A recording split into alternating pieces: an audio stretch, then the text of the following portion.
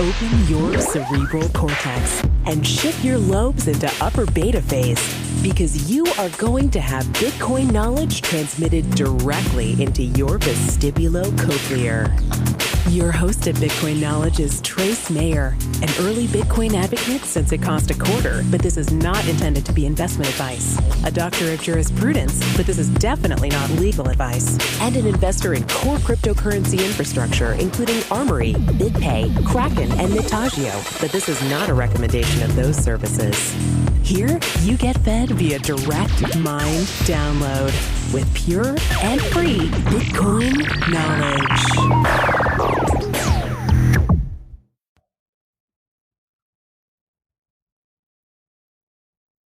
Welcome back. We have with us Reeve Collins. He's CEO and co-founder of Tether.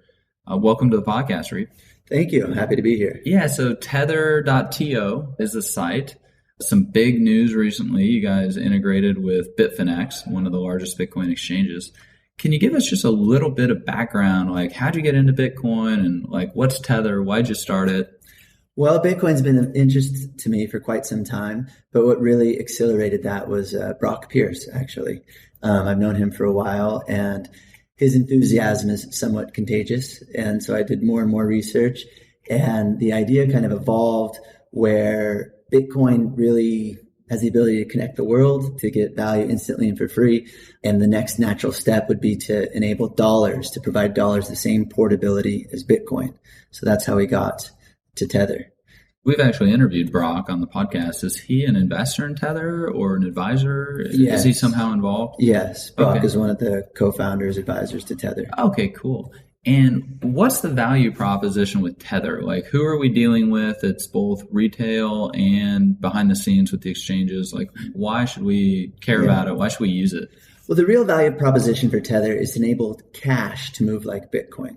So if you look at all the main exchanges right now, one of the challenges that a trader or other exchanges have when they're working together is instant settlement. So let's say you want to put money onto an exchange. It's 1 to 3 days and $20 to $40 because you have to wire that money.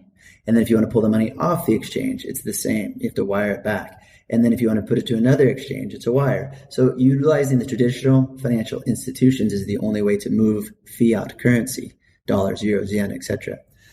With Tether, it enables currency to move like Bitcoin. So now you hold your dollars as Tether and you can move them instantly to the exchange and then one exchange to another instead of having to have it wired back and forth. I guess we need to back up a little bit. Tether is actually running on the Omni protocol, right? Correct. Let's go in a little bit about this Omni protocol. The MadeSafe coins are actually issued on the Omni protocol.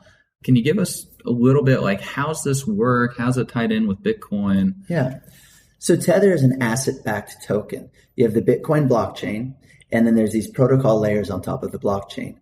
Mastercoin, which has now been rebranded to Omni, is the protocol that we're utilizing. So it enables tokens to work on the blockchain in the same manner as Bitcoin. So as a company, Tether really stands for the ability to issue and redeem those tokens. So if you hold a Tether USD, you can redeem that at any time for $1.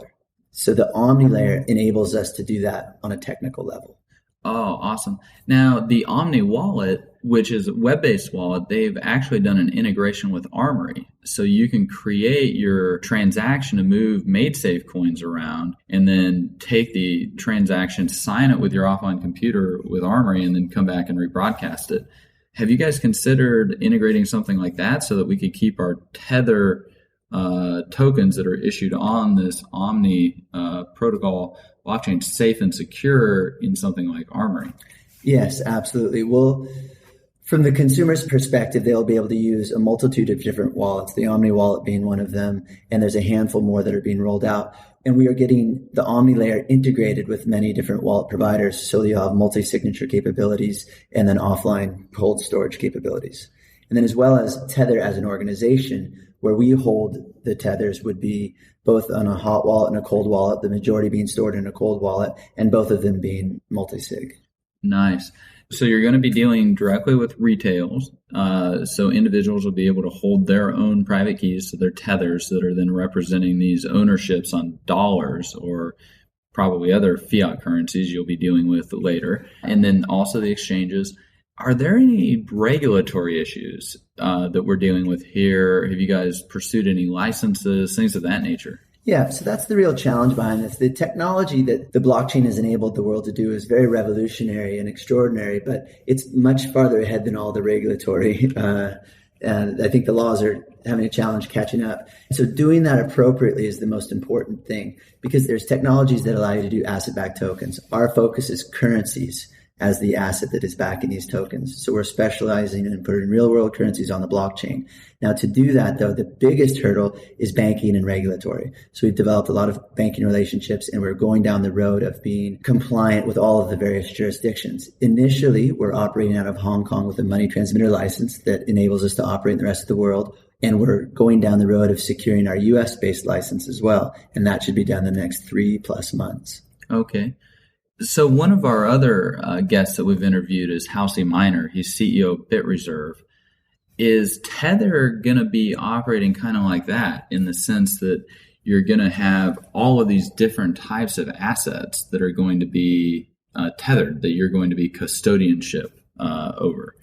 Well, so the main difference, I'd say, between Tether and BitReserve is BitReserve focuses on ending Bitcoin volatility. You send Bitcoin in, you hold it as a bit dollar, and then you have to convert it back to Bitcoin in order to pull it out. Tether is you send dollars in, and it becomes a Tether USD, and that Tether token works on the blockchain. And then eventually you can format that back or convert that back to a dollar. You can also send Bitcoin in and acquire Tether with Bitcoin, but our goal is to skip those multiple exchange steps and just have it dollars to Tether and then back to dollars. So a Tether token actually lives and operates on the blockchain. So it's compatible with all of the different companies that will be built on the blockchain. Yeah, and you're able to really take advantage of the whole concept of programmable trust once you've digitized the dollar, you could say, right, into the Omni protocol. Yeah, the whole purpose is once you hold a Tether, once it gets enough utility, there's no need from going in and out, because if you can spend it in many different places, then there's no need to format it back to cash. The best example is you have your bank account and it's tied to PayPal, for instance.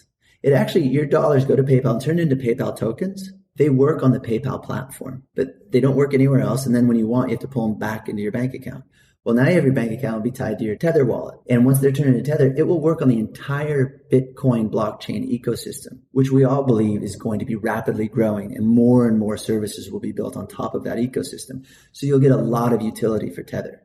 But once you're done utilizing Tether in the ecosystem, you can simply put it back into your bank account, format it like dollars. The beauty is, your PayPal token or your money in your PayPal wallet is always a dollar. It's the same with Tether. It's always a dollar. Unlike today, to utilize the companies in the blockchain ecosystem, you have to use Bitcoin. And it's volatile. And that's kind of restricting mass adoption and quick adoption. So our goal at Tether is to be a foundational layer and a utility in this blockchain ecosystem, where all the new companies that are being built on top of the blockchain will simply plug into Tether as well as Bitcoin. Because now they're built on the blockchain, they can offer their goods and services to their customers via Tether or Bitcoin. Now, kind of zooming down into one of these transactions, when we create a transaction using the Mastercoin protocol, we're actually using Bitcoins to do that, right? Like inputs and outputs. But they're usually very, very small amounts. So we might see on the blockchain a transaction for half a penny's worth of Bitcoins, but that could actually represent $100,000 worth of tethers moving around, right? Right. And as a Tether user, or anytime you utilize Tether, you won't see the Bitcoin transaction. It will happen in the background. So it'll be very transparent to the user. But yes, on the blockchain, you'll see the small blockchain fee as well. So as Tether gets more widely adopted, we'll have dollars circulating around as a form of cryptocurrency that will be increasing the demand for Bitcoins. Yes, absolutely. And we also feel that Tether will accelerate the adoption of blockchain technology, absolutely, because it will make it easier for more companies to provide goods and services on top of the blockchain. And secondly, we feel that it's a nice onboarding step to Bitcoin, because all of us in the industry, and we're hoping it gains more widespread adoption, but everyone believes that Bitcoin is inherently better currency than fiat currency, just based on the nature of what Bitcoin is. However, it's a large step for a lot of people to take. So now they can utilize blockchain technology and get involved in this world of cryptocurrency by using currency they're familiar with, such as dollars, euros, yen. And then once they're really familiar with that and used to it, it's a much smaller step to Bitcoin, to actually acquiring Bitcoin, the currency. And on the larger size players, like say a Bitfinex, I don't know, maybe there's another exchange that's going to be integrating Tether. If they wanted to settle tethers between each other for Bitcoin or something like that, they could actually do that atomically in a Bitcoin transaction, right? Yeah, so that's one of the best and initial use cases for Tether. It's really the portability of money, because as we alluded to earlier, if you want to move cash on an exchange and then off of an exchange, you have to send a wire to get money to the exchange. That's 1 to 3 days and $20 to $40. And then if you want to pull it off, it's the same. And then if you want to send it to another exchange, it's the same. So it takes a long time and costs some money. But if you hold your cash as Tether, it moves like Bitcoin. So it'll instantly go to the exchanges. And so you can pull it on and off, and you can move from one exchange to the other. So it makes it much easier for consumers or individuals who want to use exchanges to move their cash on, off, or move it from one exchange to the other. And what's more important in that specific ecosystem is the large exchanges, they have order books. They buy on each other. But today, to move the cash, large dollar amounts, it still takes some time. So they all end up extending credits, etc. This allows them for instant settlements between the exchanges. And we're doing it atomically in the blockchain. So there's no counterparty risk, no Hertzstock risk either. Because, I mean, we could be talking about OKCoin and Bitfinex, and they're in two different time zone jurisdictions, and that could introduce Hertzstock risk. So, you know, personally, I like to figure out where any risk is in the system and completely eliminate it. So when I'm looking at Tether, where are these dollars at? Are they in a bank account? Are they in a vault, physical? Where are these dollars at? What's the risk profile of these dollars? Currently, they are in bank accounts. So the tethers would be held in our various banking partners. And are those banks, are they U.S. banks? Are they Swiss banks? Yeah, so we're building. Where are they at? Absolutely. Singaporean banks? So today we're building a federation of banks. So the first banks that we're starting off with is Taiwan. It's Cathay Bank. It's out of Taiwan because we are a Hong Kong company initially as we roll out more licensing in other jurisdictions. But Taiwan is a very sophisticated banking system and a very robust system out there. So that is where the funds will be held, and then we're opening accounts in Isle of Man, and then very soon in the U.S. as well. Nice, yeah, and I've actually talked with Brian Donegan quite a bit, and he was on the podcast from Isle of Man Government in this Proceeds of Crime Act that they're going to be passing pretty soon. Like all this is going to really help pave the way for the banks to get involved in a much deeper way. Yeah, absolutely. Because we're on the cutting edge here. And so the regulations are catching up and the banks are catching up. So we're going with the banks that are open to it and then at the same time also very secure and have a robust history. And so we've tried to reduce the counterparty risk as much as possible, but ultimately you have to trust large national banks at some level. Well, if you want my input on a wish list, let's just cut the banks out if we can and vault physical cash, because we don't necessarily know what the balance sheets are on these banks. We don't know what type of hypothecation or rehypothecation they've done on the bank accounts or the treasuries that they may have. If we could just completely eliminate all of that by taking physical possession of the cash and then vaulting it with someone like Viamat or G4S or Renus or Brinks or whoever, then we would know that dollars on Tether are actually in a vault and not encumbered in any way. Yeah. Because we don't necessarily know what assets are encumbered right now or to what degree they're encumbered, even with some of the most trusted custodians like State Street or Bank of New York Mellon. Yeah. So you bring up two great points. One is how do you reduce the risk in the banks? So our step one is for us to have, we like to say just our federation of banks, a handful of partner banks that will distribute our cash. So all of the Tether reserves won't be held in one specific bank. We'll have a handful. So that diversifies that risk of a bank default.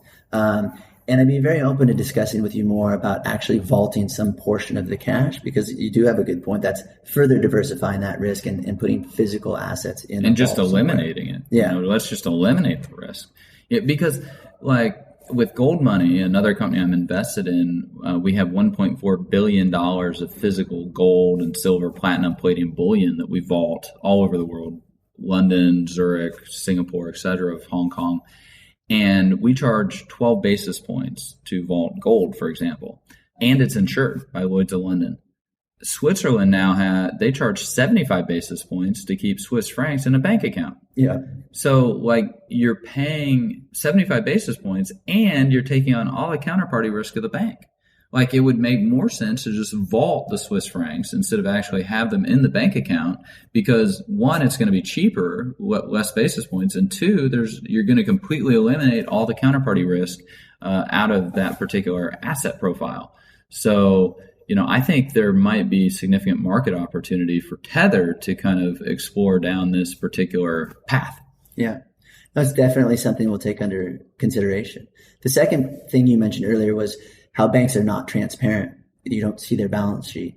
And for Tether, our main goal is to create the as least trust required in order to have still some level of centralization, because Tether is a centralized organization and you do need to trust us at some level. Well, and just the nature of the dollar. Yeah. I mean, we have to, like, if we're going to be dealing with dollars or gold, like we're going to have to be dealing with some type of centralization there just because of the nature of that particular instrument. Absolutely. And that's why I feel our entire industry of Bitcoin is leading the charge in transparency, because we feel that trustless is always better.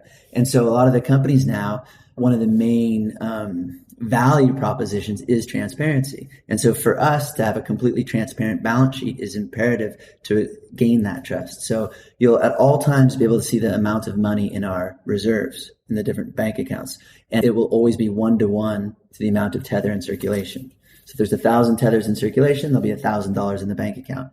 And that bank account balance will be published on the website and it will be audited. So you can see that at any time. And then it's always easy to utilize the blockchain to audit the number of Tether in circulation. Yeah, and that's actually what James Turk, the founder of Gold Money, he'd gotten patents in 1993 for coming up with the way to do this with gold. A form of digital gold and stuff like that. He actually got like 5 patents in that area. Yeah. So, it's very exciting to see some of these applications. James Turk, he kind of talks about, when we developed the first car, it was a horseless carriage. It took several iterations before we had the Ferrari, for example. Yeah. And I think it's going to be the same way as we're reinventing and recreating and innovating money in the information age. And Tether's, right there kind of at the forefront in all of this. Before we kind of end the podcast, like, what are you most optimistic about in this industry? Like, what kind of really excites you? The entire industry is exciting, and just the revolution of what the blockchain will bring to the world, because the connectivity that it gives all the people that haven't had it before is pretty exciting. The fact that we really can now serve the underbanked and the unbanked, and as well as the people with robust financial institutions, that entire infrastructure is being disrupted. And so that's what's exciting about this, that we can see some real change in some industries that people would have never thought could see this type of innovation. Wonderful.